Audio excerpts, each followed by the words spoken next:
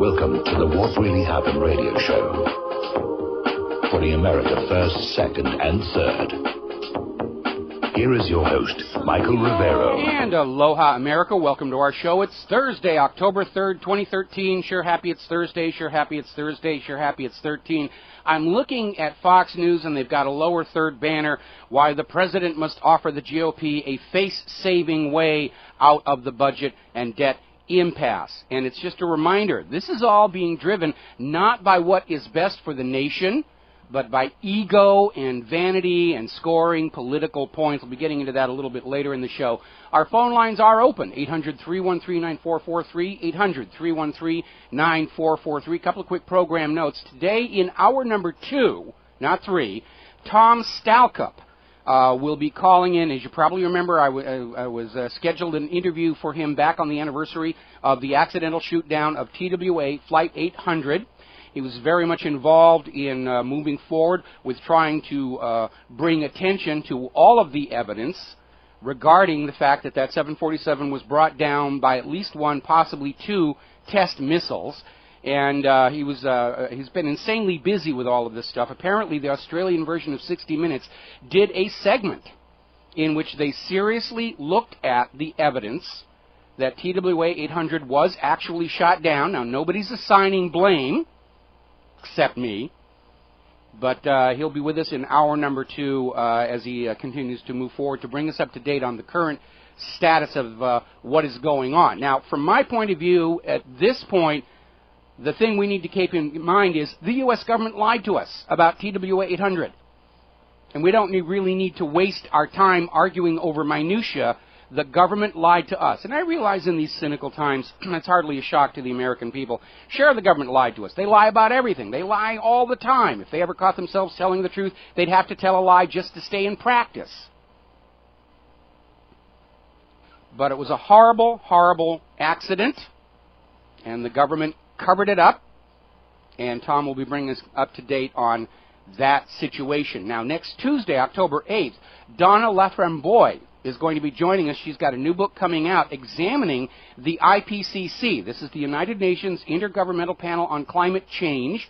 They are at the top of the heap of the hue and cry about human-caused global warming, and what she has to say about the IPCC and the personnel working within it should underscore the fact this is not a scientific body. It is a political one, and they are there to sell an agenda. And, of course, next Thursday, October 10th, Kevin Barrett will be joining us on the air also. And Claire will be joining us tomorrow. I know a lot of people were missing her. I was missing her, and she'll be with us tomorrow. Now, obviously the big news is we are in day number 3 of the partial, minuscule, tiny 6% shutdown of the U.S. government.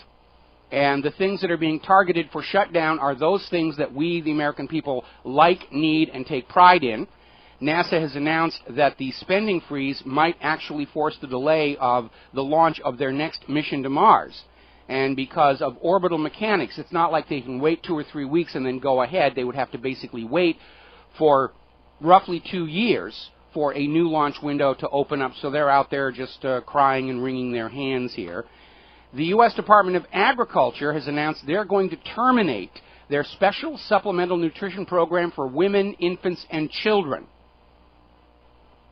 Now, what's going on here is the U.S. government is punishing you uppity American people by shutting down those social services affecting our most fragile citizens. But funding the war machine in those parts of the government we don't approve of, they're still rocking and rolling on full tilt burner afterburner overdrive. And the deal is, in order to get back those parts of the government we want and need, we will be forced to accept those parts of the government that we don't want, including the raising of the debt ceiling. They're trying to scare us into going along and saying, yes, please raise the debt ceiling, plunge my great-grandchildren into hopelessly unpayable debt because, heck, I'm going to be dead by the time they show up anyway.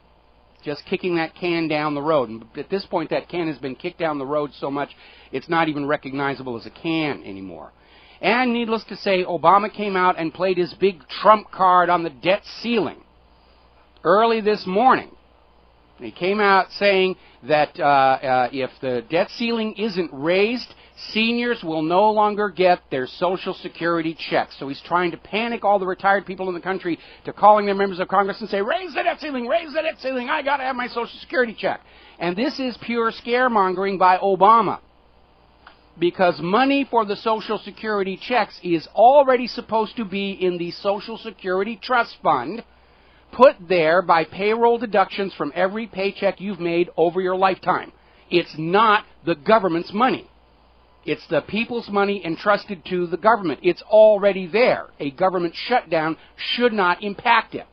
Obama has no need to raise the debt ceiling to return that money to the workers, nor does he have a legal right to withhold it from the seniors as a threat. Unless, of course, Obama is willing to admit that the U.S. federal government, starting with Bill Clinton, has been borrowing, to use the polite term, that Social Security cash, and replacing it with Treasury bills which they cannot redeem, in effect embezzling the retirement funds of working Americans. And Obama's not going to admit that, because if he comes out there and says that all those T-bills that are in the Social Security Trust Fund can't be redeemed, that's going to make everybody holding Treasury bills very, very nervous. And there is a Treasury bond bubble out there already. This government has issued more Treasury bonds than there are living Americans to ever redeem, no matter how hard they work. And over at Investment Watch Blog, they have a story, the shutdown political game inflict maximum pain to score cheap points. So I'm not the only one who's out there saying that, yes, the shutdowns are being targeted on things we want and need to scare us into going back to things as they are, with the government borrowing recklessly from a private central bank rather than issuing its own debt-free currency, which is how this nation started. And they're out there. The fear-mongering is just out there. Fox News was running a story earlier today about how the government shutdown will harm the Christmas shopping season. Horror upon horrors. Obama's out there saying the shutdown will harm Wall Street. The markets are down a little bit. The Dow opened 200 down. It's back up partway. The plunge protection team, no doubt, in there protecting the banks from insolvency. And Obama's actually come out and said that anybody opposed to raising the debt ceiling is an extremist.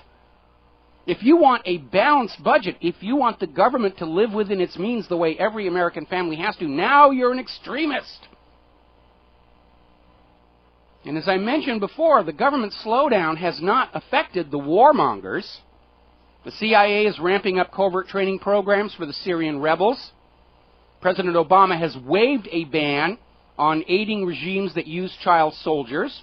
The Department of Defense awarded 94 new contracts worth a combined total of more than $5 billion the day before the government shutdown. And, of course, that giant $2 billion NSA spying center in Utah is still opening. They're open for business. Ron Paul has pointed out military spending will increase 18% even after the mandated sequestration cuts.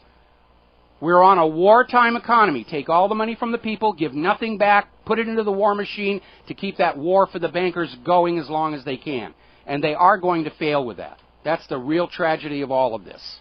It's all going to be for naught. Let's grab a quick phone call. Jim in Georgia, aloha. Welcome to the show. What's on your mind? Aloha, Mike. I just called you to let you know that I'm going to send my monthly donation, and I enjoy doing it, and you're doing a great job, and I wish more people would help you out. What I've done is I cut 6 Twinkies out of my monthly budget and 1 Viagra pill. So. Oh, no. You got to keep the Viagra pill. No. I love you guys. You do a great job. Thank you, Michael. Well, thank you very much for all your support. I know that John Stedmiller and we certainly appreciate all the help. And it's actually very hard for us to ask for donations because we understand you listening to the Republic Broadcasting Network, you're in dire straits like the rest of us. And you don't really have money to send in, but you send it in anyway. And we do deeply appreciate that. And we never just take it for granted. We know it's Michael, always a sacrifice. Okay, we got to take a break for commercials. Jim, stay on the phone. I'll come back to you. Aloha, America. Welcome back to the show. We're still talking with Jim in Georgia. And as I was saying before the break, John Stadmiller and I, it's actually very hard for us to continually ask for donations for Republic Broadcasting because we understand all of you listening to this show. You have been hammered by the money junkies. And we understand you don't really have any money to spare, and yet you do send it in. And, of course, like you said, you're giving up your Twinkies for us. I can't tell you how much that touches me. But, again, thank you very much for all the support. What I had to say is every week I'd sit in church, and I enjoy going to church, and I believe in God, but every week it takes the preacher an hour to tell us that we need to give more, and all he has to say is, hey, just give more, you know. So, I mean, it doesn't break my heart, and I've never seen a church go bankrupt. So, but yes, I support you, and I wish more people would. Thank you, Michael. All right, thank you very much. Actually, churches do go bankrupt, like any other business. If they don't have the mass appeal, so to speak, they'll fail in their funding. And, of course, a lot of churches have been driven out of business by all of these lawsuits that are just, well, it's a topic for another show here. We're going to grab more calls here. Scott in Wisconsin. Aloha, Scott. Welcome to the show. What's on your mind? How you doing there, Brother Mike? And I want to say hi to Manny. He's a great controller. Mike, yesterday I had just a hectic day. I called in, but I didn't get through. But, Mike, you made a great point, and I want to talk about the puppets master today. And what I mean by that is when you were talking about just earlier about the puppets are being up and down with this situation, the warmonger military machine keeps rolling on. But let's go attack, food stamps, all these things that the government provide for people's needs that are in dire situations, we're going to sever them. But you know, Mike, you know the situation with the FEMA out east, and with the situation of, like you said, I don't think they can kick the can much farther down the road. And, you know, it goes back out to the puppet master that says, if you guys don't do this, we're going to take away your Social Security fund. It doesn't matter because it's already broke. Yeah, well, that's definitely a part of it.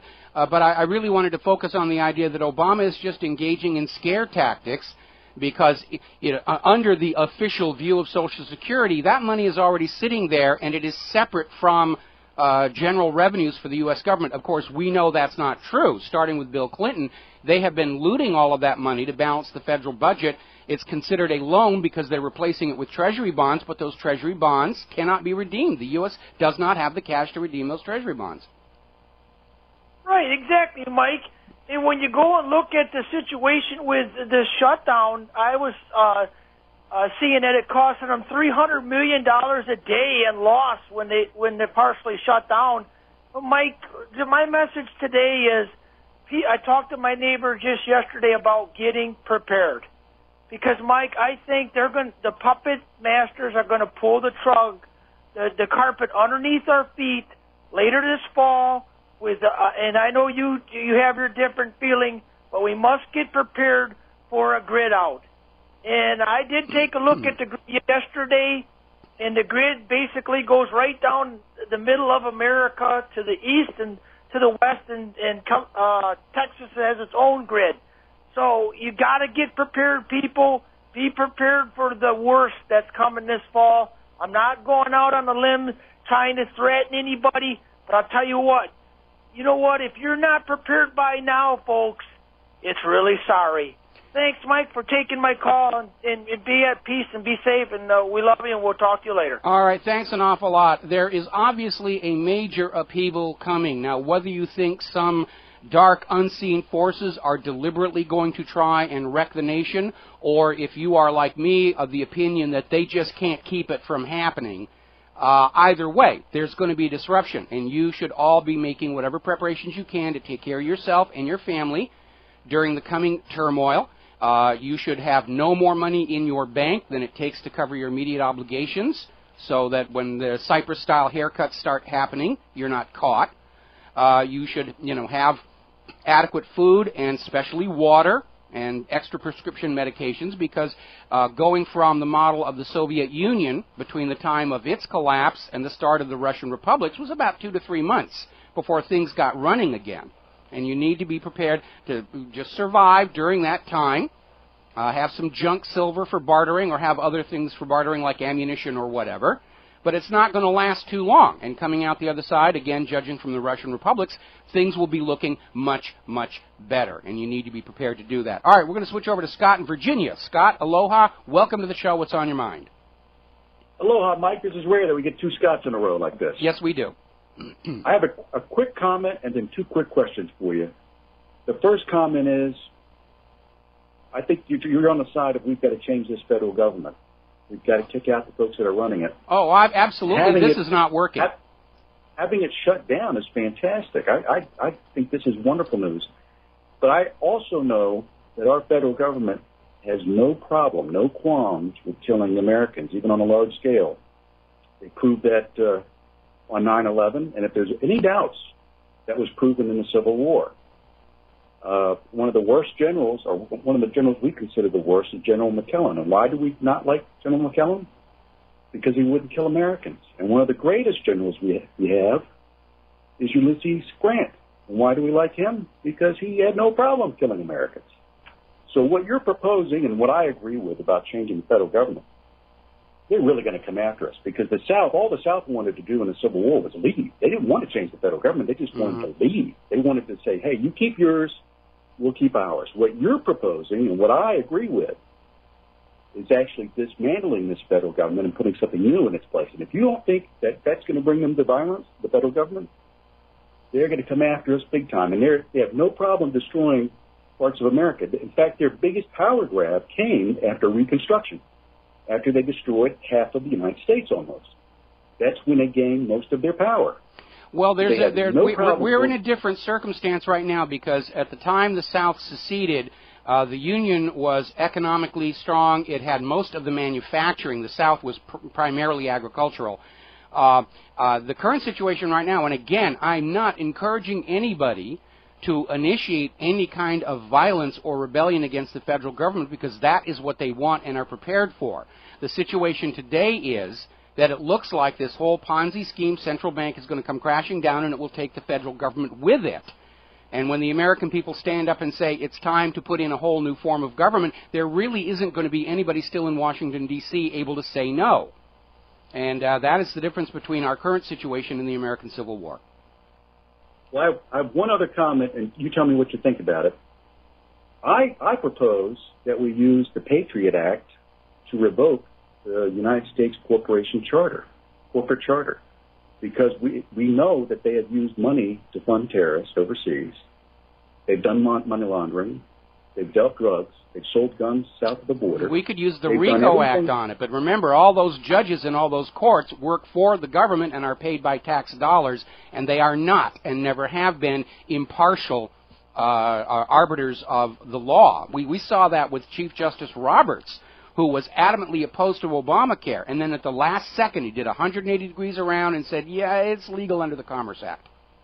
Well, that's why, Mike, we follow their president, and we set up a secret court outside the United States that makes this ruling.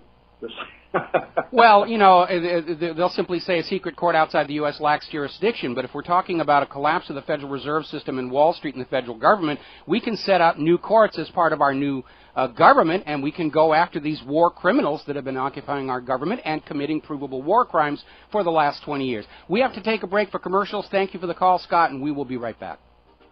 Hello, hi, America. Welcome back to the show here, and we're getting word now that there's been a shooting incident at the United States Capitol building. See? This is what happens when you don't raise the debt ceiling. The crazies go crazy in Washington, D.C. Actually, I think they're all crazy. A lot of those buildings still have those old antique lead water pipes there. And again, the timing, the distraction. Supposedly the House was getting ready to try and negotiate a new debt ceiling bill. Everybody's screaming compromise, compromise, and now the media are outside. And amazingly enough, this shooting apparently took place right near the press area that lies between the House of Representatives side of the Capitol building and Constitution Avenue. So how wonderfully convenient. There's a media distraction at this particular time here, so that if the House caves on Obamacare, nobody will be paying attention. There's a shooter loose out there. It was on SSRIs or something like that. Interestingly enough, and we're talking about this idea that all the parks and monuments are shut down, and especially with the monuments in Washington, D.C., let's be honest, they are piles of stone. I mean, they're important icons to the American people, but they're blocks of stones. It doesn't cost a lot of money to leave them open. Couldn't have them open, but had plenty of money to send security to arrest the World War II veterans who wanted to visit their own memorial and the Lincoln Memorial.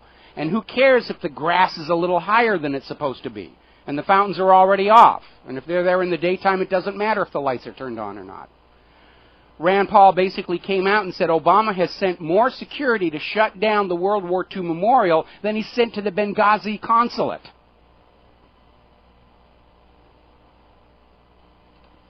Story coming out of Reason.com. Government will shut down websites even if it costs more than keeping them up just to show you who is boss. And we were talking about this yesterday. When you go to all these government websites like NASA and the rest of them, you get this page that says, due to the shutdown, this website's not available.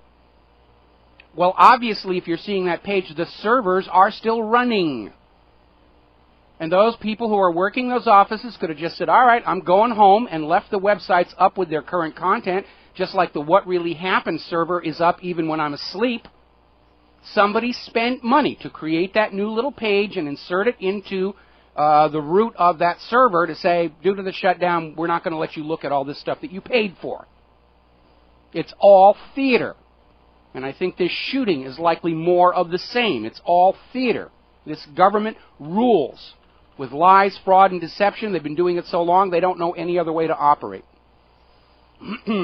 James Clapper, apparently yesterday before the Senate, was saying, if the budget's cut, Al-Qaeda will get you. Al-Qaeda's coming to get you. We need more money to save you from the evil toilet.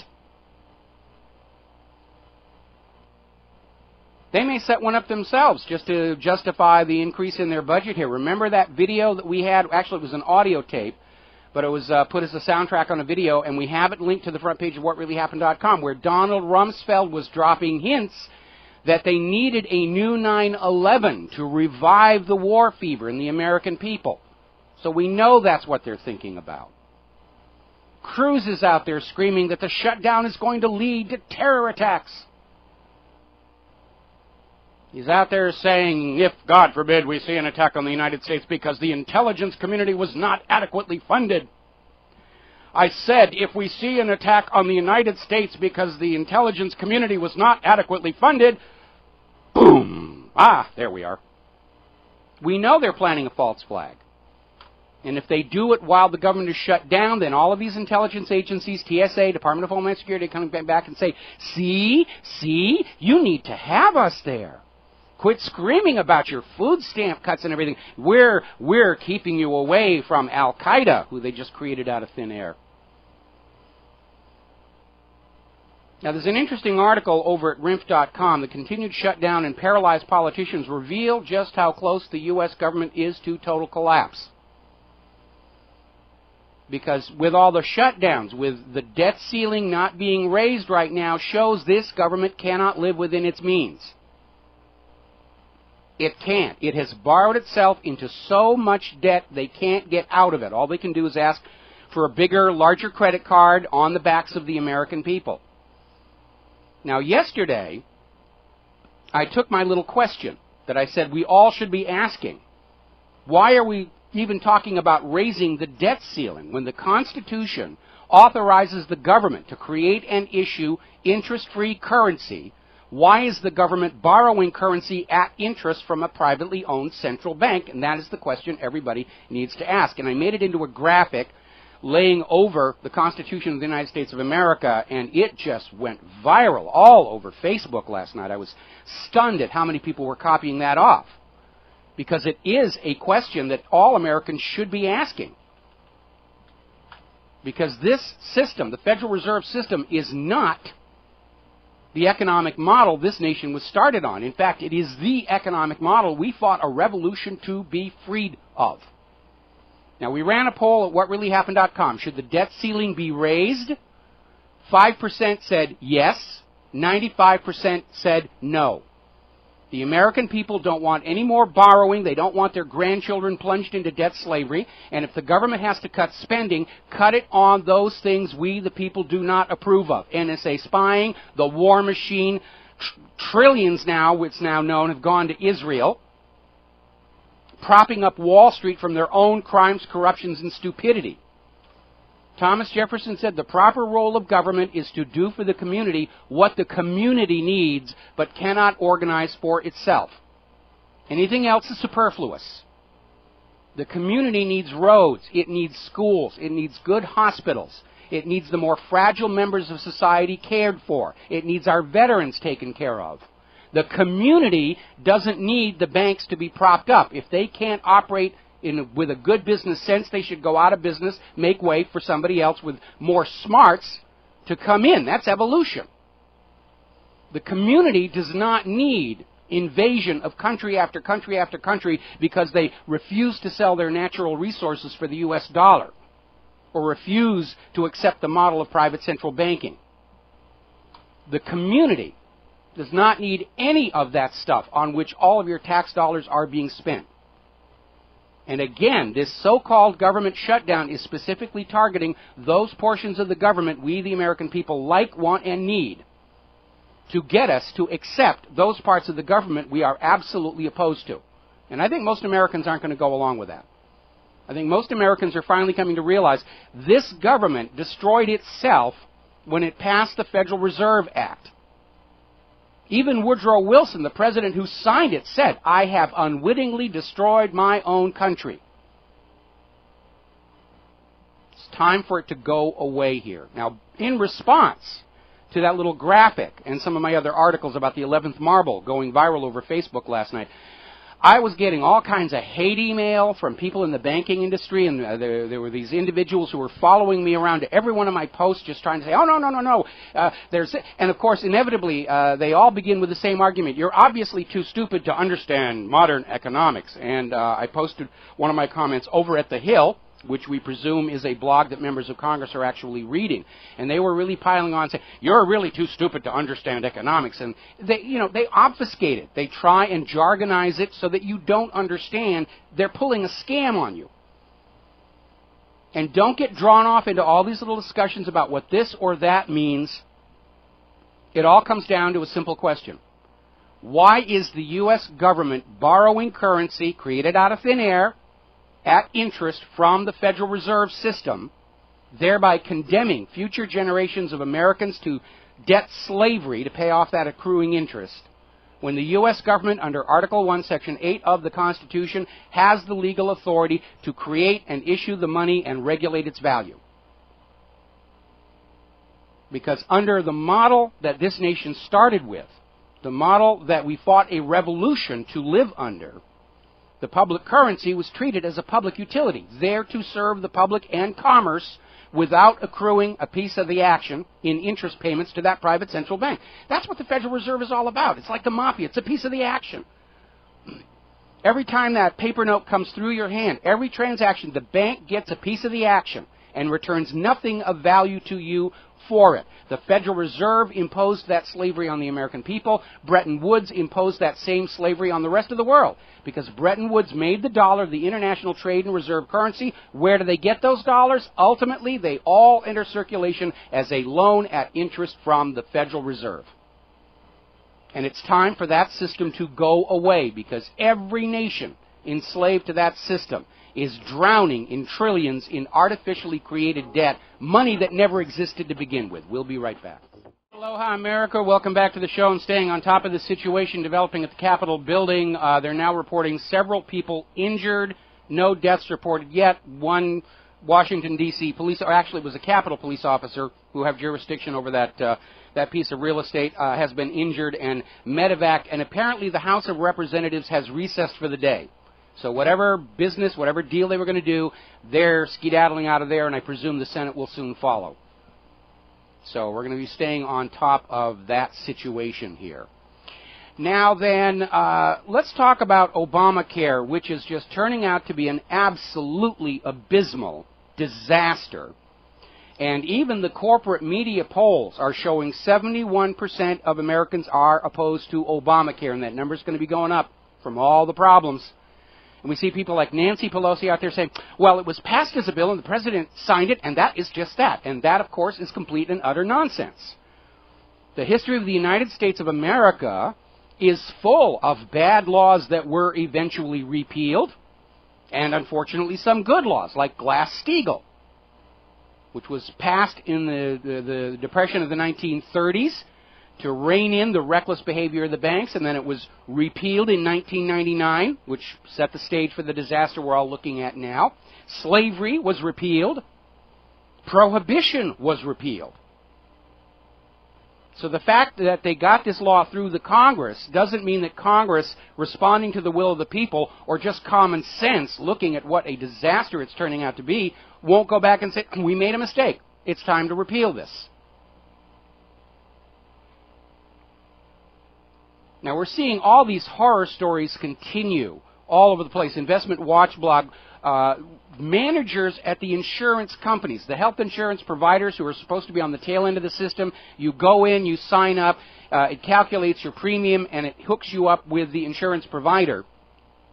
The insurance providers are saying they're not seeing any data come in. They have not actually had a successful enrollment yet.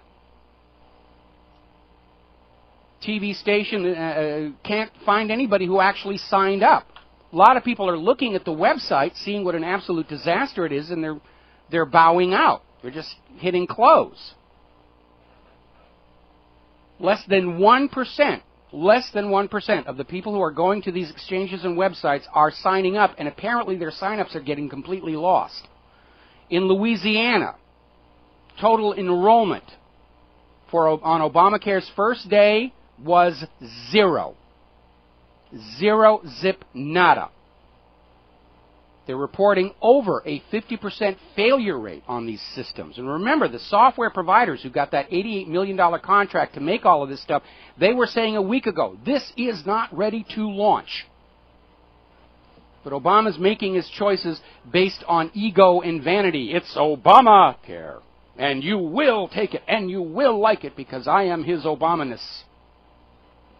And the government spin is the worse the glitches, obviously the more successful it's being because everybody's coming in, and that's what's going on here.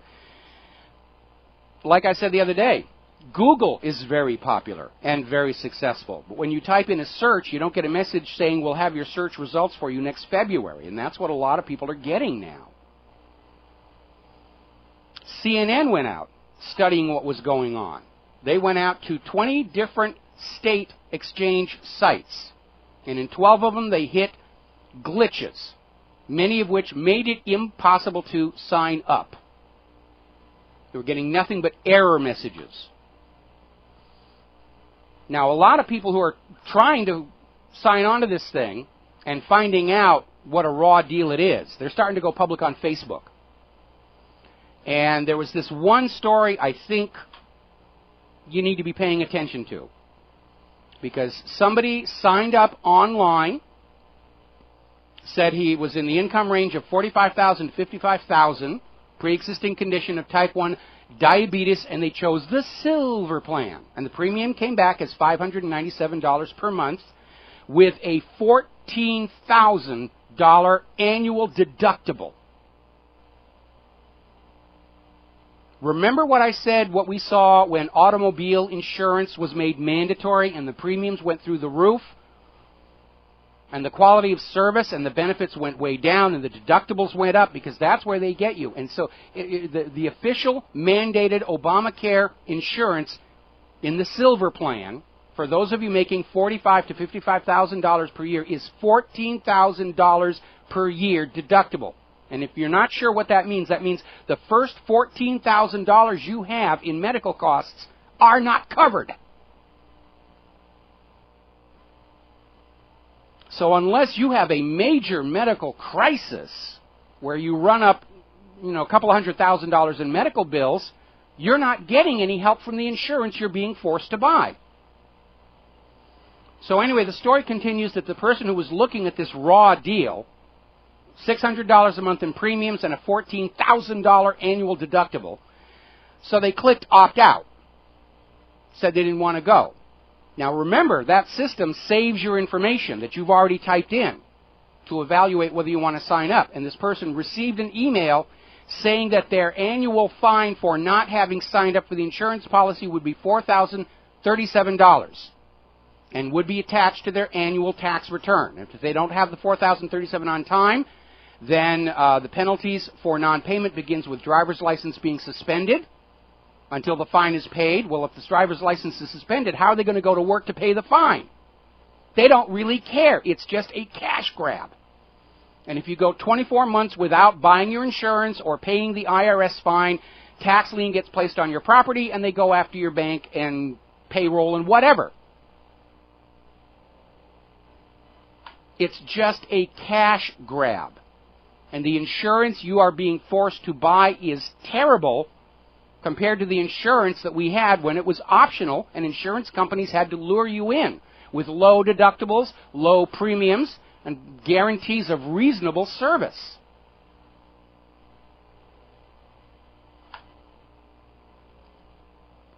Now, on top of all the other problems that are out there, apparently there are already appearing fake websites trying to scam people who think they finally, after all the hassles, they've finally gotten through to the Obamacare exchange sign-up sites. They registered domains that are one letter off to catch people who are making typing errors. So type healthcar.gov, and you wind up at a site that looks like Obamacare, and you type in all your personal information, and they've got your identity and all your banking information, and they're going off and having all kinds of fun with that stuff. It's just a disaster. All right, we're going to grab a quick phone call here. Jim in California. Aloha, Jim. Welcome to the show. What's on your mind? Hi, Michael. Regarding Obamacare, when that got to the Supreme Court on day one, the government attorneys said, we want to do this under the Commerce Clause, and the Supreme Court said, no, you're not. So they come back the next day, and they said, we want to do it under the taxing power, and the Supreme Court said, okay, you can do that. So they wrote 26 U.S. code, that's the IRS code, and 5000A, and then there's all page after page of nasty crap, everything you're talking about, and then get all the way down to Section G, administration, and all penalties, civil and criminal, are removed for not complying. So it's all smoke and mirrors. It's all smoke and mirrors. I mean, this is, you know, the government is asking us to trust them with our medical care and our private personal medical information. They've basically turned medical care into the DMV. This is the government that couldn't really save the auto industry. They just poured your money all over it, and all these auto industries that were bailed out promptly started opening factories in other countries. I mean, this is an absolute disaster. This is an absolute disaster. Okay, but Michael, go to Section G, all penalties are removed, but you have the public, even if they knew all penalties are removed, they're such cowards and jerks, they wouldn't stand up. Well, yeah, it's a mess. We got to take a break for Phyllis Schlafly and news, and when we come back, hopefully we will have Tom Stalcup on the phone. Aloha, America. Welcome back to the show. And before we go to Tom Stalcup, just a quick update on the situation in Washington, D.C. Apparently, the shooting incident by the Capitol building was the end of a high-speed chase that involved the suspect attempting to ram a barricade outside the U.S. Treasury building. So that's just the latest there. Joining us on the phone right now is Tom Stalcup, citizen investigator into the accidental shoot-down, or I think it's accidental, shoot-down of TWA 800. And, Tom, I know we wanted to get you back during the anniversary of TWA 800. You are incredibly busy. What's the latest going on? Bring us up to date on what's going on with TWA 800. Yeah, sure. Hey, Mike. So we submitted a petition to the NTSB on June 19th. Got a lot of media attention. And the NTSB is considering that petition, and hopefully they will reopen their investigation. We're in direct contact with their NTSB General Counsel as well as the NTSB Chairwoman Hurstman. And we are hoping that they will reopen this investigation, and we'll keep our eye on it and be very closely involved, hopefully become a party to that new investigation and make sure they do it right this time. Well, I understand, and we talked about this back during the anniversary, that one of the reasons they're being forced to look at a new investigation is that apparently some of the insiders, the official U.S. government inspectors or investigators to TWA 800 have now gone public saying they were coerced into saying certain things that were not accurate. And now that they're no longer dependent on federal government paychecks, they've decided to blow the whistle, saying that they were ordered to ignore certain pieces of evidence. Can you fill us in on that? Sure. Well, what I can say is that we have several whistleblowers. One of them is a Hank Hughes who testified before the Senate. He was a senior NTSB investigator. He personally oversaw the complete reconstruction of the entire inside of the aircraft. He believes an external detonation caused this crash, but he was ordered not to write an analysis that he says would have included that statement being that an external force caused the crash, not the internal center wing tank. We also have Bob Young. He headed TWA's effort, their chief safety investigator during the investigation. He was muzzled during this investigation basically due to NTSB rules where parties cannot comment until the final investigation has been completed by the NTSB. But the NTSB simply was not following their protocols. Well, they were following their protocols by not allowing these people to talk, but I think it was for the wrong reason. They wouldn't allow him to talk because he would have said things that probably would have derailed their efforts to suppress some information, not the least of which was hundreds of witnesses that saw something rise off the surface and take down that plane. Well, we know that other investigators, James Sanders obviously did a fabulous job on investigating the situation. We know about the red residue that was found inside the cabin. We have videos of the people reconstructing TWA 800 literally bending metal back, into a flat shape to conceal the fact that it was originally deformed. And of course, for me, one of the things I developed was a story I called the magic wing box, because the official story from the government is there was an explosion in that center fuel tank that blew off the nose of the airplane, whereupon it climbed thousands of feet, trailing burning fuel, and that's what all the people who thought they saw a missile were actually seeing. Now, we know that a 747, absent the nose, is not going to be stable enough to fly. It's going to basically tumble like a dart thrown backward. But the contradiction in the official report is they acknowledge that wing box that surrounds that center fuel tank was destroyed in the initiating event, but then they turn around and say that somehow magically the wings glued themselves back on in order to support the plane for climbing up thousands of feet. And that's why I call it the magic wing box, because it's an homage to the magic bullet that Arlen Specter came up with to try and cover the contradictions in the Kennedy assassination. And we know that some of the witnesses who were closest to TWA 800 reported seeing the wings come off as part of the initiating event. Okay, I'm not sure about the witnesses seeing the wings come off early on, but I do know that in their own experiment over in England, they did a Bruntingthorpe explosion test in Bruntingthorpe, England, where they detonated I think C4 to make the center wing tank explode on a derelict 747 in England. And indeed, those wings did break apart, and that aircraft would not have flown had the center wing tank exploded. In this case, it appears there may have been an overpressurization in that center wing tank. I'm not denying that. However, what our documentary shows is that it was most likely from an external source. That's what the whistleblowers say. That's what the radar data indicates, and that's what many of the eyewitnesses saw, something coming from the surface, rising up, turning, heading southbound, and detonating very close to or at TWA Flight 800. This happened, as you know, at 8:30 p.m. at night, basically right as the sun had set. This was in July off the coast of Long Island. And, it was a beautiful night right on Long Island, hundreds and thousands of people still on the beaches, saw what happened as clear as day, and that's what makes it so interesting for me. How can you have so many people see exactly what happened, but have the feds come in and say, no, that's not what happened, or we'll let the CIA tell the world what really happened? Yeah, that CIA animation was really rather amazing. They claimed it was a simulation rather than simply a computer animation, but they refused to release the data that they used or even the software that they used. And Boeing actually felt it necessary to issue their own statement saying that whatever data the CIA used for that cartoon did not come from Boeing, and they just felt they had to distance themselves from that, because it really was absurd for reasons having to do with the basic laws of aerodynamics.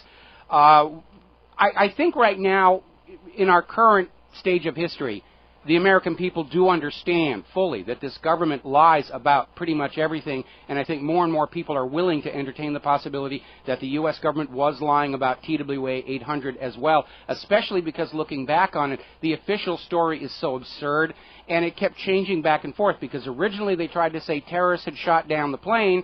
Then, of course, it came out there was an ongoing U.S. Navy exercise right underneath, which made the idea of terrorists sailing into the middle of a fleet of U.S. Navy ships, firing off a terrorist missile, and then sailing back out unmolested, just absolutely unsupportable. But I understand that you, in your investigation, you don't want to assign blame for what happened. But we know there were a lot of people who came out early on and said that, yes, it was a horrible accident, and certainly not the first time. The U.S. Navy accidentally shot down that Iranian passenger jet, the USS Vincent. Turned out to be a software glitch in the Aegis fire control system that assigned the same target tracking number to two different aircraft. One was the Airbus, the other one was an Iranian F-14 on a training exercise, and it blended the two, presented a false target that looked like an attacking F-14, and they accidentally shot down that Iranian Airbus. So we know the system has problems, and we know that when they moved the testing for Aegis CEC from out here in Hawaii to New York, there were a lot of pilots and airline executives who were very, very concerned about this targeting with radar of their aircraft, not just because of the risk of a mistake, but those radar beams are very powerful, and they can actually cause damage to those sensitive aircraft electric systems. Very interesting. Yes, you're right about the Iranian Airbus. You know, they made that mistake before. I don't know. Like I said, we're not going to assign blame. We don't know who did it. Mm-hmm. I don't know if it was the Navy or some other agency, but it does appear it was a large it was a large surface-to-air missile. That's what we've found. Now, regarding the CIA and what they did, we are currently suing the CIA in federal court. We're actually heading to the appeals court shortly to get more information. And I don't know if you know this, Mike, but we actually got some documents from them showing that basically these are internal emails saying that they knew that their animation was fraudulent. They knew that it didn't match the radar data. They knew that it didn't match the eyewitness statement. And they had internal discussions about that, but released it anyway.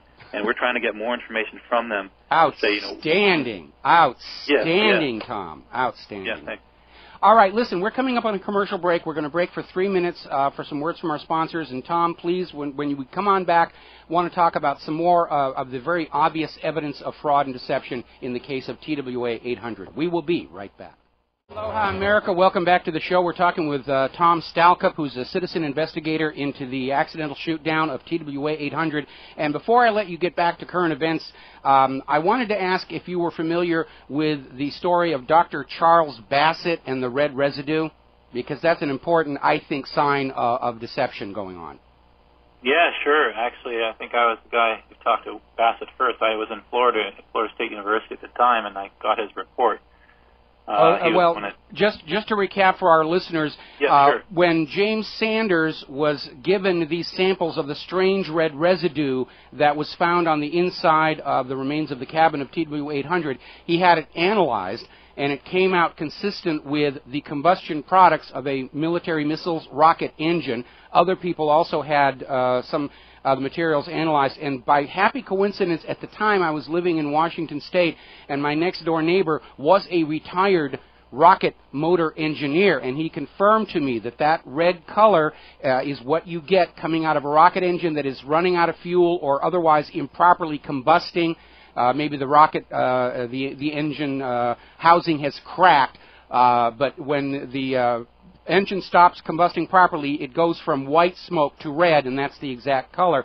Now, the NTSB and the FBI were trying to sell the idea that this red residue was just from the seat glue used to attach the cushions to the airline seats. Now, that seat glue is manufactured by 3M. It is a pale green yellow, and there is nothing that anybody could do to it to get it to take on this red color.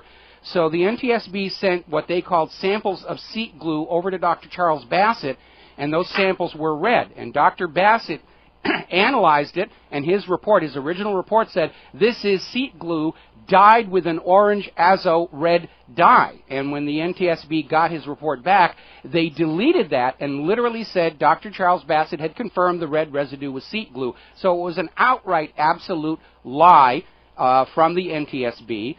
And again, it's just another sign that we were being lied to. Right. I mean, I'm not sure what that residue was. I mean, someone felt the need to smuggle it outside the investigation because they thought the investigation was a big cover of it. So someone from the inside got it out to Jim Sanders. He had it tested, and it came out with a certain number of elements in it.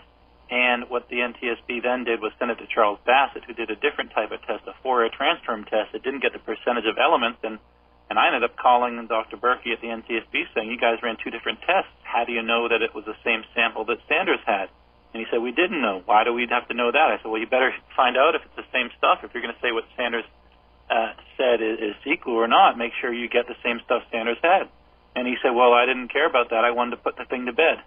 And that's what he told me over the phone, and that was the first year I got into this thing. And the deeper you get into it, the more it stinks. And you have scientists, alleged scientists at the NTSB saying things like putting the thing to bed rather than conduct a scientifically sound investigation is very troubling. And that's why I've been involved all these years to help expose things like this and to find out, the true cause of the crash, which actually is quite obvious. I mean, they had it dead cold at day one. I mean, the FBI, we actually have internal documents from the CIA showing that the FBI was going to conclude it was a missile within 2 weeks of the crash, based on eyewitness interviews alone. Mm-hmm. But they were pushed aside, and then the CIA was brought in, and you know what happened after that. Absolutely. And I have a very vivid memory when this was all first coming down, where they were having this press conference where the head of the FBI was basically taking point, saying, center fuel tank explosion, and they had some people arrayed behind him to try and add gravitas to the presentation. And the then head of the NTSB was standing right there, and I could just tell the look on his face just spoke volumes about how unhappy he was about the way things were unfolding there. Tom, would you share with everybody your website where they can go and find more information about this amazing work that you have done over all these years? Sure. The website I'd like to direct people to is Flight 800 DOC. That's flight800doc.com. That's DOC, short for documentary. So flight800doc.com. And there they can see the trailer to the film as well as some other news coverage. And actually soon there will be a DVD up there that will be selling where they can actually buy the movie that we made that got all this attention. And that'll be at flight800doc.com probably in the next couple of weeks. Okay, well, I'm going to put up a link to it at my website so people can find it very, very easily. And I understand also the Australian version of 60 Minutes did a very serious look at this evidence. They didn't poo-poo it or ridicule it or try and say, oh, you're a bunch of tinfoil hat-wearing kooks. And again, in our current global climate of people just knowing that the U.S. government lies about Saddam's nuclear weapons and Assad's gas and torpedoes in the Gulf of Tonkin and the true state of the economy, I think people are ready to sit back and accept the fact that, yes, this government lied to us about TWA 800 as well. Yeah, I think so, and I appreciate you calling attention to it once again, Mike, and I'll come back anytime. Thanks a lot. Yeah, I'm going to ask you to do that. Obviously, you're moving forward, and even though I wouldn't, rely on any new investigation by the NTSB to do anything other than try and polish up the old lies, we do need to keep attention on this, because what Americans are finally coming to realize is that the government just doesn't lie to us about a few things. They lie about everything, and prudence demands that we all go back and look at everything we've been told by this government and the corporate media and the public schools and re-examine it for signs of deception. And when you actually look for it, the signs of deception are obvious, whether it's Dr. Charles Bassett, the magic wing box. Now Tom has got all these wonderful pieces of documentary evidence from within the CIA saying that they know that little animation they did about the Zoom climb was a complete hoax. And the American people need to understand that this government that takes so much from them and currently gives so little back is not working for we the people. They're working for themselves, their own power, their own aggrandizement. So it's TWA800.com and no T2B, just Flight 800 Doc. Flight800doc.com. My apologies on that one. I was looking at my own link. And again, Tom, as new things break, I would really appreciate you keeping me in the loop because this is one of the big stories I want to continue to follow. Sure thing, Mike. I appreciate it. All right. Thanks an awful lot. We're going to let Tom go here, and I know we've got a bunch of callers who've been waiting very patiently for half an hour. Art off the grid. Aloha. Welcome to the show. What's on your mind? Hey, Mike. Wow, that was pretty interesting, man. I'm at his website now, and so I'm going to be checking that out once we get done here. But yeah, that Flight 800, that's always been a little bit of interest to me. I've always really wondered. I'm going to buy the DVD as soon as it's available. I'm going to buy it. I have a folder of political DVDs that I've been building up over the years, and I definitely want this one. Tom's dedication to this has just been amazing, and he's just stayed with it all these years. And it's just amazing to watch what he's done and what he's accomplished here. Yeah. Well, anyway, what I called in about, I was originally calling in about Obamacare, and, you were talking about that earlier. And, I find it kind of humorous that, we have these clowns in Washington, claiming that, this side this and this side this and that side the other thing, and, making such a big deal about Obamacare. But one thing that I would really like is, anybody out there, if you have felt the impacts of Obamacare yourself, I'm tired of hearing people getting on the floor of the House and on the floor of the Senate and so and such a town, here's what their letter said, blah, blah. I want to hear from the real people. And so I called in to share my personal experience with how Obamacare affected me. Okay, now before you do that, we have to take a break for 4 minutes for some commercials, but stay on the line. Art, I'm going to come right back to you after the commercial break. Andy in Utah will take you immediately after. Thank you very much for waiting patiently. Aloha, America. Welcome back to the show. And before we get back to Art off the grid, the latest word now coming from Washington, D.C. is the incident that sparked the chase from the White House to the Capitol building involved somebody trying to ram the barricade on the White House across from the Treasury. So let's all feel bad for Obama. People don't like him. This feels staged to me. You know why? Look for what should be there and isn't, and what should be there for somebody genuinely trying to crash into the White House is an expectation of success. And we all know it's the most heavily protected place in the entire world. There's not just the barricades on the driveway. There's the Secret Service. There's all the rest of that. I think this is a pitiful bid for sympathy from the administration. Okay, Art, you were telling us about your adventures in Obamacare land. Yeah. I could say something about that whole what's going on in Washington, but I won't. As I was saying, it's one thing you hear these senators and representatives on the floors of the Senate and the House talking about so-and-so in this town, here's what happened to them, blah, blah, blah. But you never hear from the real people, the people who are actually affected. Nobody's telling their own personal stories. So I want to get that dialogue going, and I can't expect you to do it if I'm not willing to do it, ladies and gentlemen. So here's my personal experience with my health insurance because of Obamacare. I had some really nice insurance. Now, Mike, we all know we have deductibles. Yes. Call it a copay, call it a deductible, whatever you want to call it. I don't care. But there's always this little out-of-pocket part, and it's okay. Now, for years, I've had the same insurance, okay? And Humana I always found to be a fairly decent company. I could afford their policies. So here I've got this pretty decent little, health insurance policy that will cover just about anything that'll happen to me. I mean, hell, they paid to have my entire bottom half of my face rebuilt after a horse crushed it, a year and a half ago. But, or almost 2 years ago, actually, now. But last year, I get a notice from Humana. And keep in mind, I have emphysema. So there are certain medical requirements that I have, and one of them is a nebulizer that I have to use several times throughout the day to help me breathe. Well, I get a letter from Humana about April-ish last year, something like that, May, April, somewhere right around there, last year, 2013, telling me that because of the new mandates in Obamacare, in the Affordable Health Care Act, my policy is going to have to be changed just a little, and my premiums are going to go up. I'm thinking, oh, this doesn't sound good. I know what we were promised, but I know what I expected. And, okay, well, so if I have health insurance, nothing's going to change, except my premium is now going to increase by roughly about $169 a month.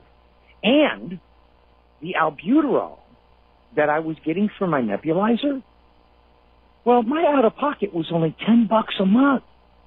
Well, now, on top of that $169 increase in my monthly premium, in order to keep the same deductibles that I currently have, so I can have affordable health care, now, instead of costing me $10 out of pocket for my albuterol, it's going to cost me an additional $60 for my albuterol. Now, wait a minute. If I can go down and buy a box of albuterol with a prescription for $98, why in the hell would I want to spend $220? See what I'm saying? Yeah, no, I understand what you're saying, and we've covered a couple of these incidents, just the one earlier today, where this person who tried to sign up for Obamacare put in his income and his pre-existings and everything, and came back with, I think it was something around $400 a month premium, but it had a $14,000 deductible.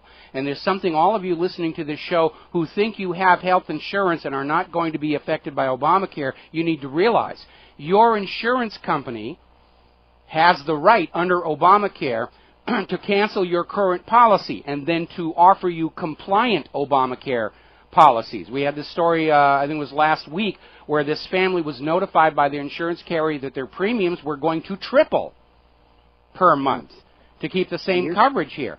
This is just an absolute giveaway to the health insurance companies.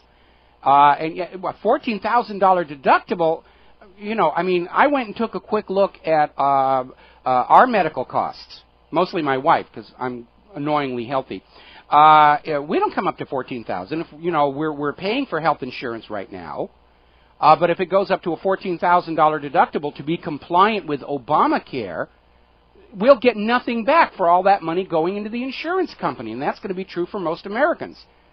Your current health insurance can raise your rates without warning to be in compliance with Obamacare, and they're going to raise your deductible.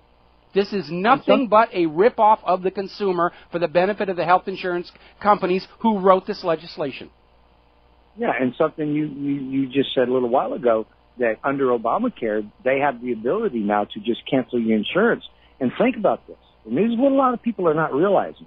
I mean, I had to experience what, you know, changes were going to take place in order to really fully, because people without insurance, they're not going to really understand the full effect that those of us who already had insurance, you know, are going to feel.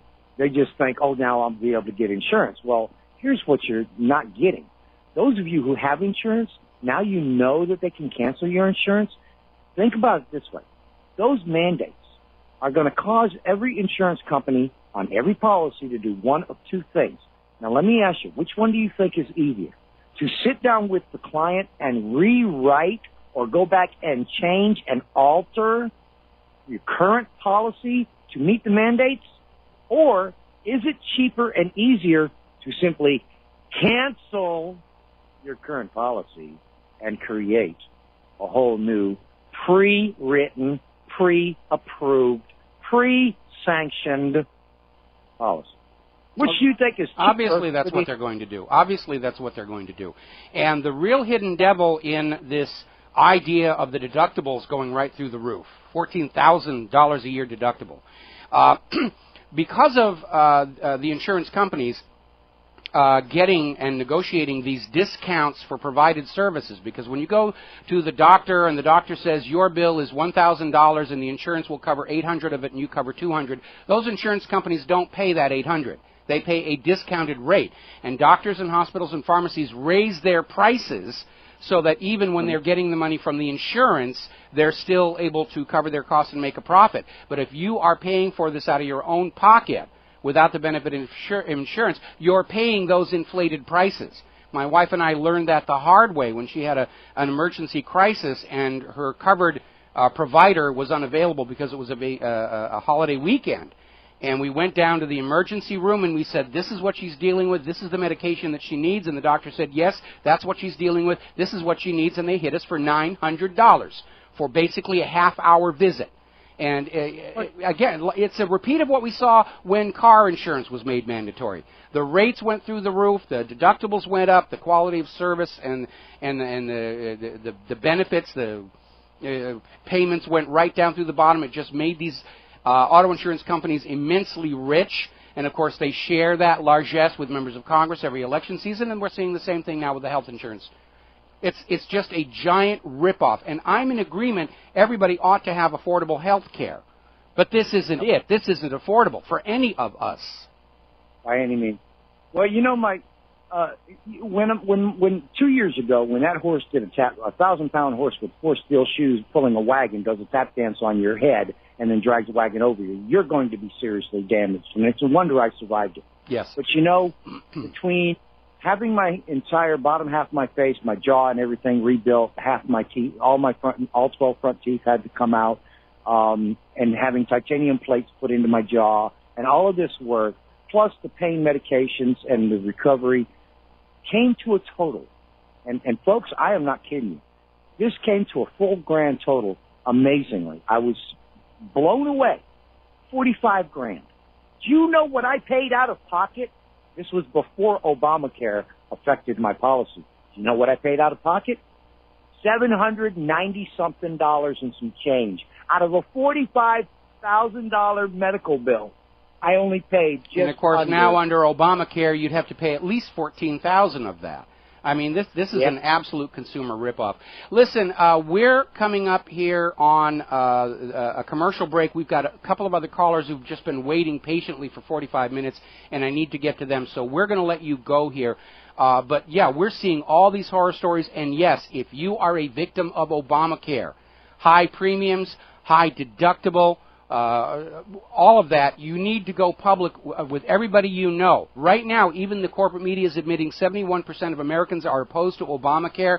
We need to build that groundswell and get this thing shut down because people like Nancy Pelosi, they're just selling out to the health insurance companies. We'll be right back. Aloha, America. Welcome back to the show. We're going to go back to the phones. Andy in Utah, thank you very much for waiting all this time. What's on your mind today? Thank you, Michael. Very interesting show today. I wanted to share a personal experience. I have absolutely no doubt what happened on the day of the TWA 800. I have a friend, I won't mention his name, met him years ago, about 1985. Hadn't seen him for a long time after that. And about 7 or 8 years ago, my little brother, who was another friend of his, put me in touch with him and said, you got to hear this story, Andy. And he told me in all solemnity, Michael, and I totally believe it. I have no doubt that it's true. He had no reason to lie about it, and he really didn't go and tell anybody else. But he was a Navy nurse, and he was stationed there in the area. They were on top of the water. They had drones or something they were shooting at with these missiles.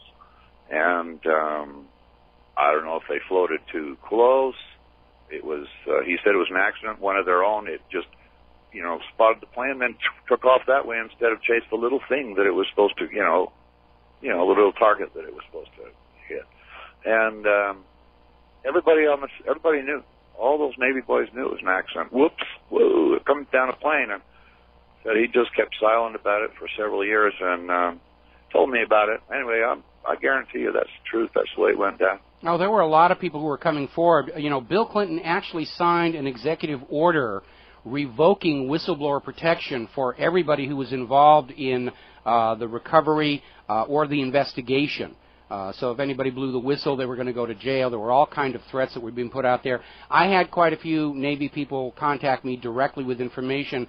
I never used it because it was of a nature that was so specific. I felt it could identify the individual, and I wasn't. That's why I have it. Same thing. Yeah. So I never used that information, but we actually even had somebody identify the USS Trepang as having actually fired at least one of those missiles. What I think happened is that TWA 800, because it had been delayed coming out of New York, was flying lower than it normally would have because of another plane overhead descending into Rhode Island.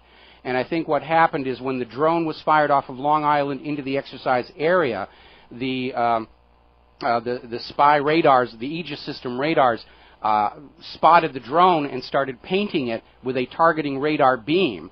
And just as the missile was launched, TWA 800 in the distance flew into that same targeting beam, and so the standard missile saw two targets with the correct identifier, and it just locked onto the larger one, and it was out of the exercise area before anybody realized what happened. That's what I think happened.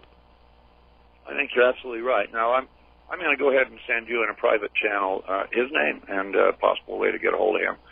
And he may just, may be willing to come over, and give you the details if you need it. I'll tell you what, do it the other way. Send him my contact information, because we know the NSA is reading everything, and if you send me an email with his name and so forth and so on, we'll cause him some trouble, and if he wants to stay private. At this point, with having, documented the lie with the NTSB, with Dr. Charles Bassett and the red residue, the magic wing box theory, and now Tom Stalcup has this information he's acquired by lawsuit where the CIA knew the animation was a hoax. We don't need to risk anybody's personal safety at this point for confirmation of what's going on, all right? Yeah. Take care, bro. All right, I will. Thank you very much. Switch over to Alex in Texas. Aloha, Alex. Thank you for waiting. What's on your mind today? I was calling because I would like to talk to you about the government shutdown and how the TPP, I think, is kind of like, might be something that's being worked on in the back rooms and being introduced with Obamacare as sort of like its cover, because a lot of the new things that Obamacare is supposed to implement start out almost, at the same time that the TPP is designed to be completed. Now, you're talking about the Trans-Pacific Partnership, right? Yes, sir. Okay. Because well, the reason I think that way... Go ahead. No, go ahead and complete your thought. The reason I think that way is because if you look at who makes up the TPP, it's all these countries that, first of all, they surround China, and there's no countries that even have strong financial ties with any of the BRIC nations. So that's what makes me kind of weary, because at one point it was suggested by alternative media that the TPP was the basically the end of the North American sovereignty, not just the American one. Well, it certainly is the end of our sovereignty in terms of economics. The Trans-Pacific Partnership, like the European Union, is an attempt to sort of pull these nations into a common economic development zone where there are no barriers for financial activity, which sounds good in theory until you realize that's why all of our high-paying jobs are going to other countries with lower labor costs and lower taxes.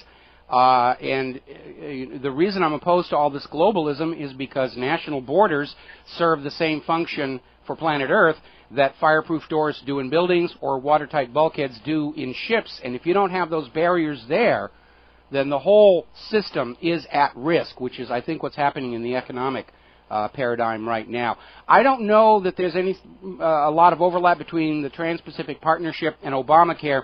Obamacare is very clearly a pander to the health insurance industry that supported Obama so generously during his campaign. And the same thing with Nancy Pelosi. And they're out there trying to basically say, well, this is the law, you've got to go along with it even if you don't like it. No, that's not the way the United States works. Bad laws do get repealed. The will of the people is supposed to be the law of the land, and as more of these failures of this system to even operate correctly, and more people who are signing up and realizing their premiums and deductibles are going through the roof, people are getting very angry about this, because this is not affordable health care for anybody. It has made our health care much less affordable, even as we deal with a medical industrial complex that is selling us dangerous drugs with dangerous side effects, vaccines that cause more harm than good. Like I said, right now in the United States of America, 400,000 Americans are killed every single year from mistakes made by doctors, hospitals, and pharmacies. And now they want us to pay more for that privilege. Okay? No, I completely understand. It's just I was looking at some of the kind of like the like the previous caller said, some of the tyrannical methods that are being used by the Affordable Health Care Act, in trying to get you to pay $14,000 for for a deductible. I mean, that basically means you got to pay for everything up front. Basically that is. I mean, we're looking at every single American paying something like $400 to $500 a month for health insurance, and the vast overwhelming majority of them will never exhaust that $14,000 deductible, which means this is just pure profit coming into the health insurance companies, with which they'll turn around and give more generously to members of Congress. And, of course, they pay tax on that pure profit, so the government is getting a piece of the action. It's just another way to take money away from you to prop up a failed banking and government system. That's all it is. It's not improving health care. No, I completely agree in that sense. I just think that there's more to the shutdown, and I think it has to do with Obama trying to fast-track the PPP. And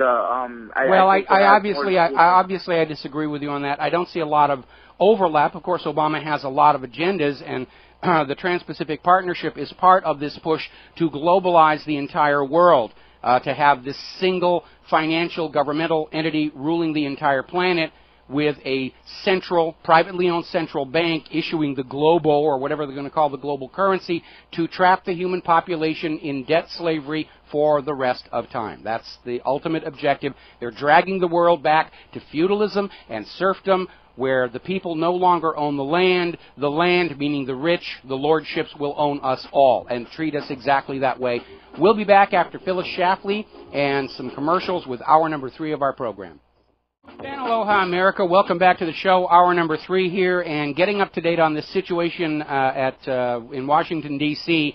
The story continues to come out. Apparently, the person driving this car that tried to first run a barricade at the White House and then a barricade at the Capitol building is a woman. She's still not been named or identified, apparently with a child in the back seat.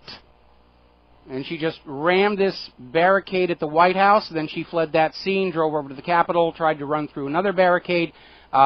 Police opened fire on the vehicle, killing the woman. The child is unhurt, but if she didn't have a gun, then how did all these other people get shot? This is sounding to me like this woman was on some kind of prescription antidepressant and had a meltdown. And this is an issue that has to be brought up. More and more websites dealing with health issues are saying this cannot be ignored any longer, this link between these dangerous psychiatric drugs and acts of violence. And a member just put up a post at whatreallyhappened.com where apparently under financial inducements or whatever, doctors are prescribing these medications to babies up to, younger than 5 years old. These kids are being given these medications. This is just absolutely insane. We're going to grab a phone call here. Jim in Oregon. Aloha, Jim. Welcome to the show. What's on your mind today? Hello, Mike. I just wanted to say that initially I didn't agree with this strategy of the partial shutdown because I thought Obamacare would collapse of its own weight. It is doing that. And the truth, the reality would be more powerful than the hypothetical. And I thought Obama and the Democrats probably wanted it because the last time we had a shutdown, it didn't work politically for the Republicans. But I got to say now, I see that Obama would be making it worse by shutting down the World War II Memorial, shutting down Mount Vernon when it's a private organization, and they're just the blame game. I've been persuaded. I think we need to bring this to a head because this program is so flawed. And as you point out, it didn't do what even the Democratic rank and file wanted to do because it's increasing costs. It's all about the insurance companies. And frankly, Obama is now just is a divisive thing instead of doing his job as the president to try and unite Americans, be a leader. And this blame game that he always engages in, I just don't think it's working out. I think the American people are actually seeing through the corporate media, seeing through all the propaganda, and realizing that this whole thing is just a cynical game by Obama. I don't think the Republicans are completely innocent either, but I'm glad that they're fighting it out now because this program is a disaster. It absolutely is a disaster, and I think one of the reasons the GOP are standing firm on shutting down Obamacare is they understand by this time of next year it's going to be a major issue for the midterm elections. And the reason Obama was delaying implementation of so many aspects of it is he knew this was going to be unpopular, and he was trying to protect the election chances of Democrats.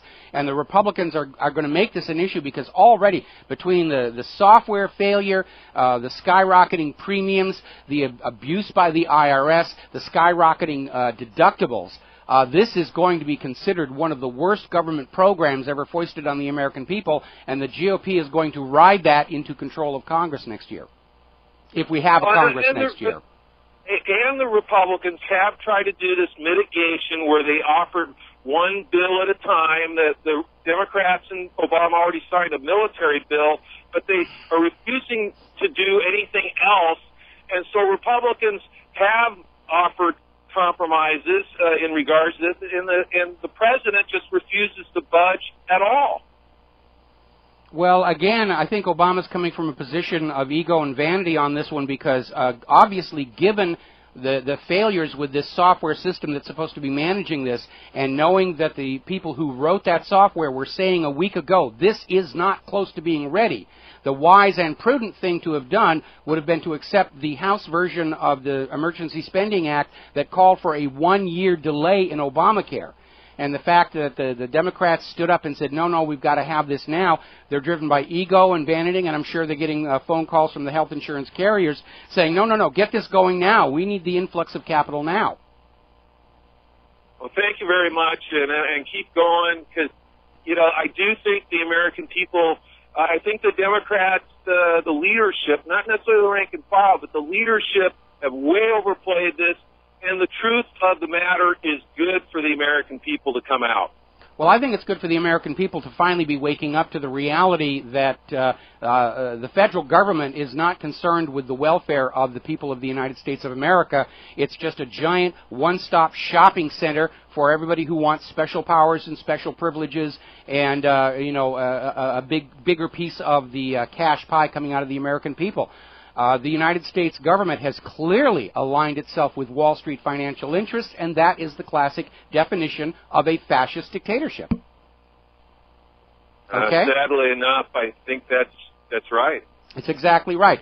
The protesters who are out there in the streets occupying the rest of them, they're not anti-capitalist, they're anti-fascist. They want to go back to the form of capitalism that worked for this nation and the American people before the bankers hijacked our national currency. Jim, we're going to let you go here. We're going to try and fit in one more phone call before the commercial break. Mark in Texas, aloha. Welcome to the show. What's on your mind? It's health insurance, nothing but Geico in the medical field. That's all it is. It's Geico Medical Insurance. Let me get to the latest thing that happened in D.C. They just showed a picture of that black car. Yes. It's either a Lexus or it's an Infiniti. I can't tell much of the difference. I know it's one or the other. They said that it rammed a concrete barrier, plus it rammed the police car. They just showed a picture of the front end of it. They ain't got a scratch on it. Really? So she must have backed into him if she did it. Or something else happened, and they're just going to blame her for it because, like I said, it doesn't look like she herself had a gun. And so all those people who were shot by the police. It's a repeat of that fiasco with the New York Police Department at the Empire State Building, where 9 people were shot, all by the police. And if you look, the one police officer that made such a big deal about him being helicoptered out of there, wish him the best. Mike, the airbag went off in that car. You mean in the woman's car? No, in the police car. In the police car. Oh well, I bet that's what damaged him. Could very well be. And again, we know that this government and the corporate media, telling the truth doesn't even occur to them. It's spin, spin, spin, spin. And again, the corporate media, and I've been around the dial during the commercial breaks here, this is all they're covering right now today. They're not talking about raising the debt ceiling. They're not talking about all the failures of Obamacare. Obviously Obama was just very unhappy with the fact that the corporate media was forced to report on all these disasters across the country where the system will not work, and now all of a sudden he's off the hook because of this woman in the car with the child. I was going around from Fox to MSNBC to CNN, and right after it first happened, guess who's first to be interviewed on all three of these stations? First it was Peter King, of course. Mm-hmm. What'd you see? Well, I don't know. I was inside. Well, then why are we even interviewing you? Well, he just wants his face out. Now, I need to interrupt here because now they're saying, the police are saying a suspect is in custody. And just a little while ago they were saying that they had shot and killed the woman who was driving this car. So this story is just really all over the place here. And now they're saying the condition of the suspect in Capitol shooting incident not disclosed. Well, it's already been reported elsewhere that she was killed, and that thankfully the child in the back seat was unhurt. The fact that a child, probably hers, but the fact that a child was in that back seat is why I'm starting to lean to, this woman was on prescription antidepressants and just had a meltdown. Mark, we got to let you go. We're coming up on a commercial break. We'll be back with another phone call after these words from our sponsors. Aloha, America. Welcome back to the show here, and apparently a video has surfaced showing the high-speed chase, this woman just driving her car around, and yes, she did back into the police car when she was pulling away from the barricade. And again, we're now getting mixed reports saying that, yes, initial reports said she'd been killed. Now nobody knows what her condition is. The story is just very much in flux here. But I think we're in a situation where if she herself did not have a gun, and nobody is saying she did, then all the shots that were reported fired were being fired by the Capitol Police. Going to go back to the phones here. Gene in New York. Aloha, Gene. Welcome to the show. What's on your mind? Oh, hi, Mike. I wanted to ask you about what's happening, like, with the retirees and their pensions. Like, I heard the post office defaulted on a $5.6 billion pension towards the retirees. Are they going to, like, let all the retirees go? Not just the post office, but other people. It's a complicated issue. We know that the U.S. It affects a lot of people. It affects a lot of people. It affects a lot of people, and they ought to be very, very angry. We know that the U.S. Treasury showed the U.S. government debt just bumping up against that debt ceiling for 3 months, and how they kept it from going over was the U.S. government stopped their payments into the pension plan for federal government employees, so they were cheating their own people. We know that a lot of private pensions were defunded when they invested in those mortgage-backed securities back in 2008 because Wall Street's rating agencies rated them AAA, which makes it legal for pension funds to invest in them. And then when that whole thing fell apart, a lot of private and state pension funds all of a sudden had a lot less money than they were supposed to. So pensions all across America are in serious, serious trouble. And nobody has the courage to stand up and point the finger or blame at Wall Street, which is what started this entire mess. And I don't know what, if any, mechanisms are in place to protect pensions. We know that we're already hearing from the FDIC that they don't actually have the funds to make good on insurance deposits in the event of any major bank failures. So it's just, the system is just coming apart. And what we're going to have to do, anybody who's approaching retirement or into retirement, you got to start getting ready to take care of yourselves because those checks coming from the government, your pension plan, may collapse. And at this point, looking at what seems to be an inevitable collapse of this entire system, now's the time to start forming connections within your local community. Forget Facebook and all the rest of that. The NSA is watching that anyway. Go out, talk to your friends and neighbors, and start networking to pull together a survival system for your local community that includes taking care of the elderly and fragile people of your community. It's like what we do here in Oahu with the food programs that Claire and I support. We shouldn't allow ourselves to become dependent on the government to take care of us when very clearly their ability to do so is now seriously impaired because, just before this shooting thing in Capitol Hill, the Congress passed an emergency bill to fund the active duty military. They're still getting their paychecks. So I wish there were a way to get through this crisis without you know, the retirees and the elderly and the fragile not being impacted, but they will be, and it's going to fall on the local communities to simply reach out and share what they've got to get all of these people through this crisis. It's going to last about 2 to 3 months after the big collapse before a new government gets set up and says, all right, here's what we have to do. First and foremost, we take care of the American people, all of them, young, old, retired, and not. And we just write off all that imaginary debt to the Federal Reserve. We write off all that odious debt. And we create a nation that is all about taking care of the American people, because that is the proper role of government, to do for the community what the community needs but cannot organize for themselves. George Washington warned us in his farewell address, beware foreign entanglements, beware the accumulation of debt. These people knew what was going to happen. And over the years, our government and our banking system has mutated away from what it was when this nation started into this horrible monster that thinks only about taking more from you and putting it in their pocket.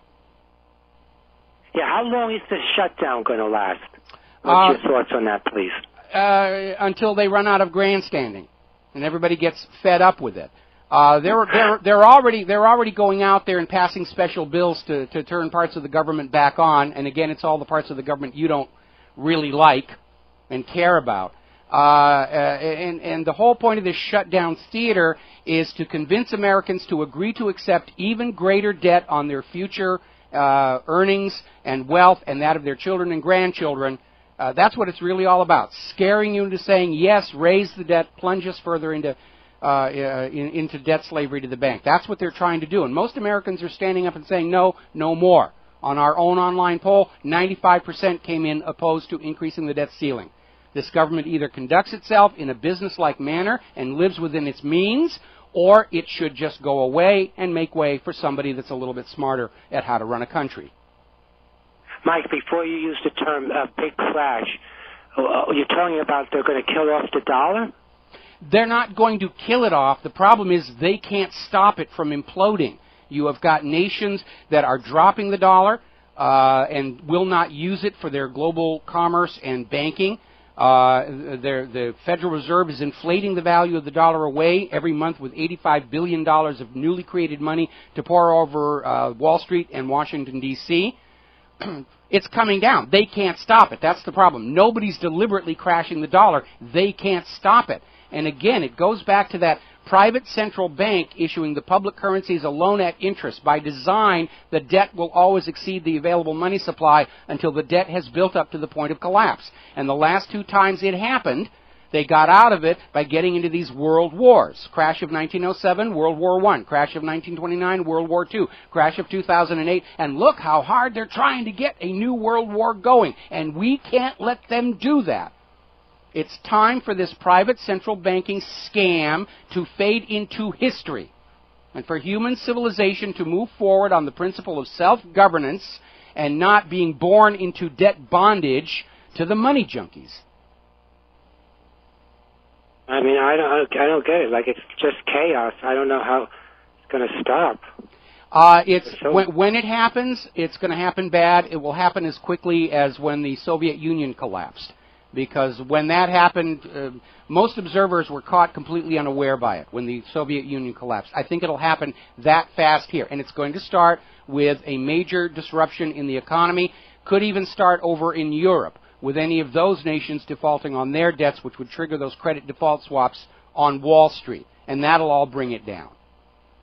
What happens, like, personally for me, I got like $30,000 in the bank. That's going to just evaporate?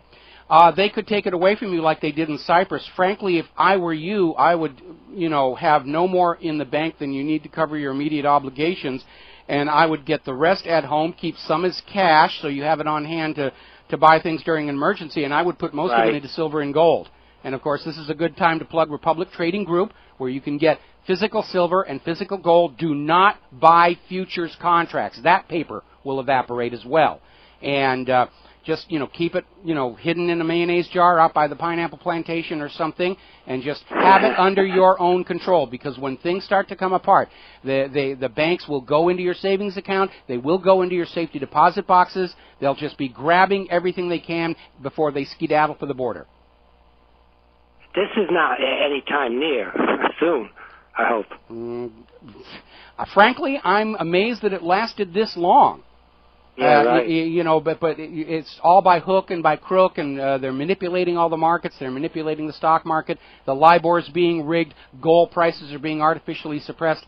I don't think there's anything operating in our government and banking system that isn't simply more theater and constructed to convince you to just go along with this a little bit longer. We got to take a break for commercials. Back with another phone call after these words from our sponsors. Aloha, America. Welcome back to the show. And now they are back to confirming that the woman who was driving this car that attempted to run the White House barricade and then a barricade at the Capitol building is dead. She was shot and killed by the police. They are still not reporting that she herself had a gun, which means all the people who were shot and wounded in the area were shot by the Capitol Police. The child in the back seat, apparently unharmed, thankfully. And to me, this is looking very much like this woman was probably on some kind of prescription psychiatric medication and just had a brain meltdown. I mean, the child in the car, that doesn't make any sense. And again, thinking that you can ram the barriers at the White House or the Capitol building and accomplish anything meaningful, that's irrational on the face of it. And so I want to find out what medication she was on. They're now processing the car used in the... Anyway. Stock markets just closed. The Dow closed below 15,000. Now, people who are in the stock market, not the computers, but the people in the stock market, they tend to view those transitions above and below all those zeros. And so probably a lot of people now are all of a sudden saying, oh, you know, very, very nervous. So I'm expecting that unless there is a compromise on the raising the debt ceiling, that the market is probably going to take a sharper drop tomorrow. All righty, let's see. Back to the phones here. Shane in North Carolina. Aloha. Welcome to the show. What's on your mind? Hey, I don't know if you already covered this or not, but has anybody talked today about what the Obamacare sign-up phone number is yet? Yeah, but we can't say that on the radio. We did carry it. Yeah. We did carry it. We did put it up at whatreallyhappened.com, but it turns out the toll-free number for Obamacare, when converted to letters, spells out an obscenity. And well, just tell your listeners to check it out real quick and just tell them what the number is. And to figure out what... We've got it on the front page of What Really Happened. Yeah. If they're reading my website, they've seen this. I got such a laugh out of that, and I'm sure it's just... It makes you wonder if they really meant to do that. No, of course they wouldn't do that. No, nobody in their right mind would do that. But, you know... But don't they say phone number creations are? I'm sorry, they were simply... I'm sure they were simply assigned the number... and that's what they got up with. Most phone numbers, if you run, there are websites you can go to map phone numbers onto what do they spell out, and sometimes you get some very interesting things that you can use in promoting your business or yourself, and other times you get obvious nonsensical stuff. So it's humorous and fun to look at. I don't think in any way, shape, or form it was intentional, but it certainly is ironic based on what we're hearing coming out. Over the top. Yeah, really.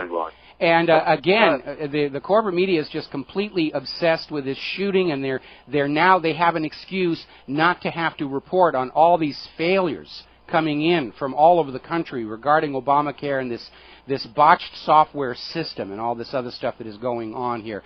All righty, we're going to switch over to Scott in Arizona. Aloha, Scott. Welcome to the show. What's on your mind? Aloha, Mike.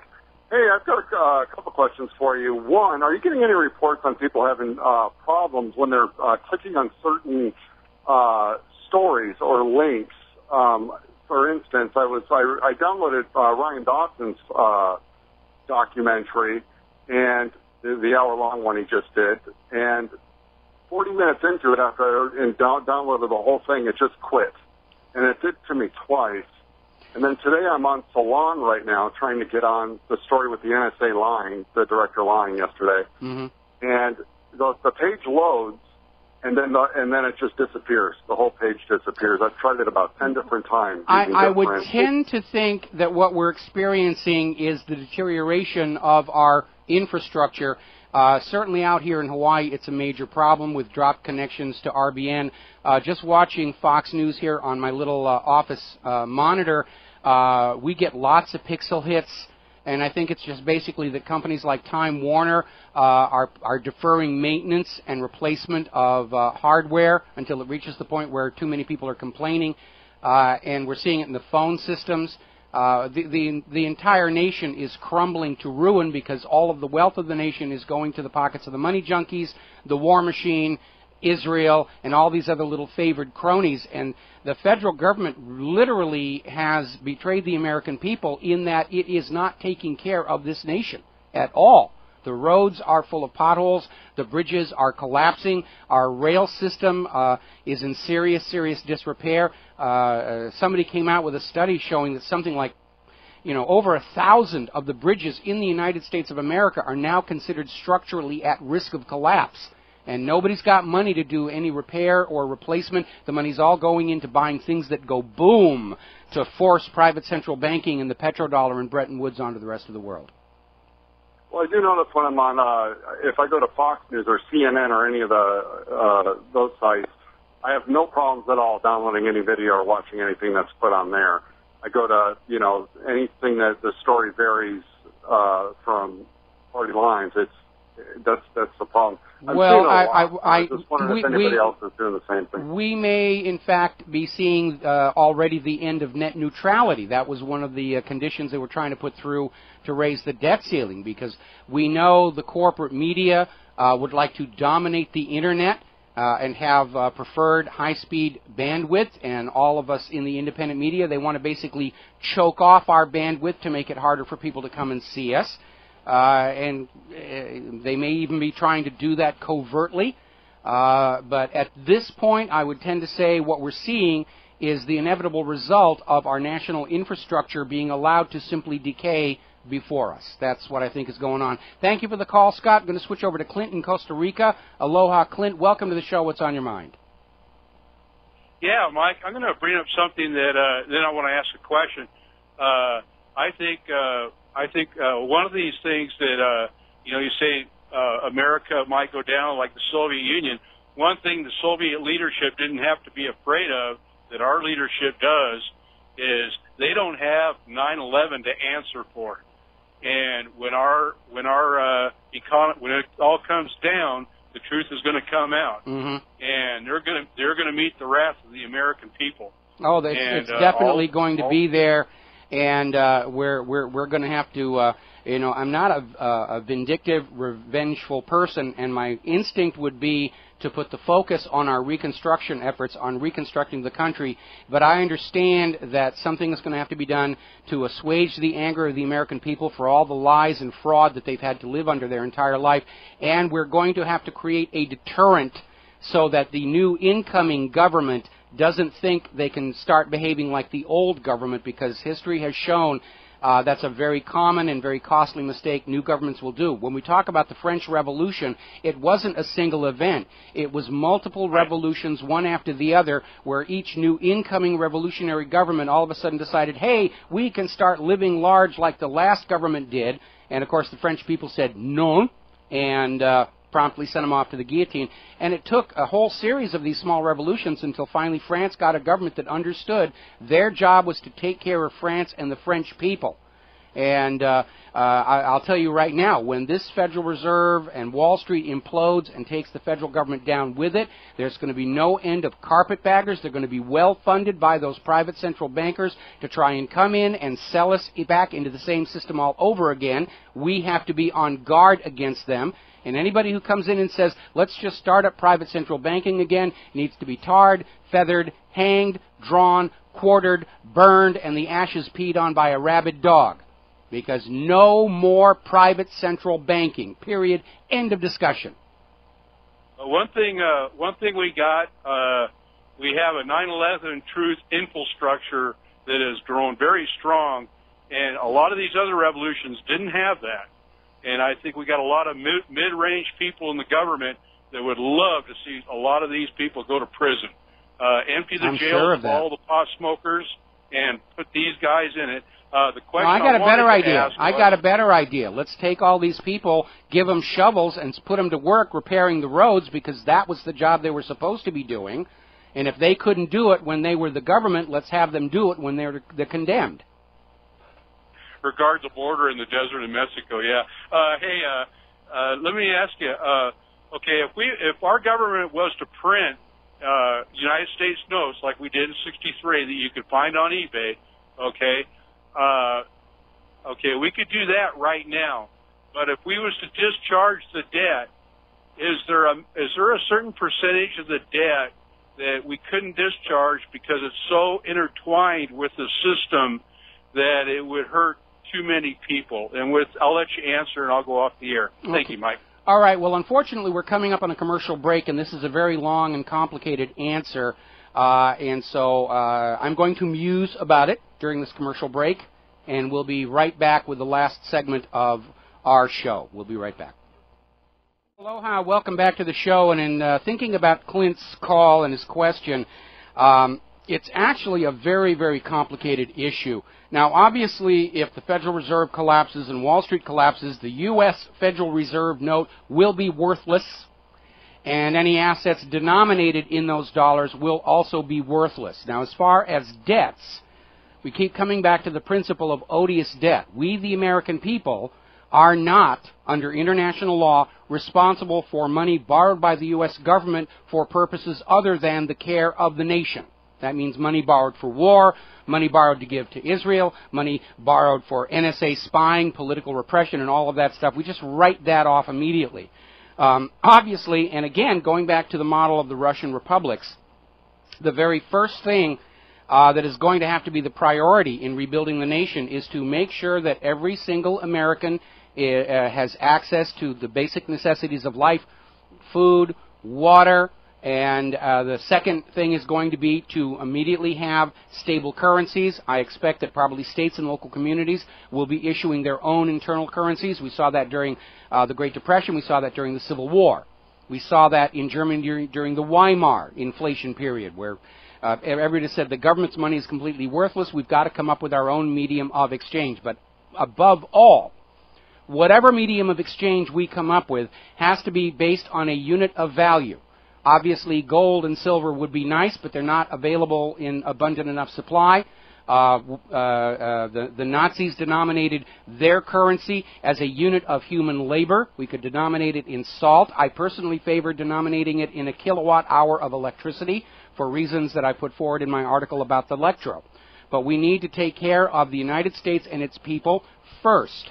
And we need to go back to the wisdom of a George Washington to avoid foreign entanglements, to avoid the accumulation of debt. We have to learn from the mistakes the U.S. federal government has made over the last 100 years and a couple of notable instances even prior to that. We need to learn from what the Russian republics did right, like taking control of their central bank to manage the economy for the benefit of the nation and its people. And beyond that, it is a complex issue, and there is no easy, glib answer, but the time to be thinking about it is right now. Because we don't know when it's going to come apart. Could happen at any time, could be tomorrow, could be next summer sometime.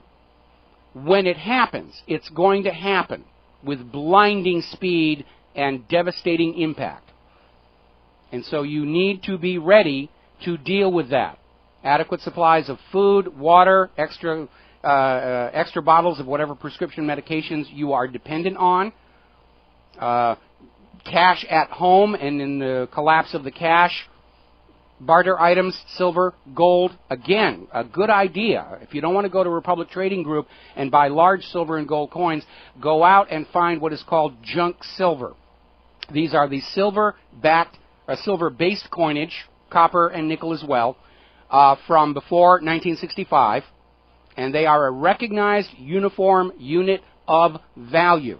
And it's a good way to invest in silver in a form that will be easy to use for commerce as things start rebuilding. I wish there was an easy way to get through this, but I think it's certainly far better for the people of the planet Earth than a global thermonuclear war whose purpose is to enslave us to a continuing private central bank system. And those are the only two outcomes I see in the immediate future. And I wish there was a third, but I don't see one at all.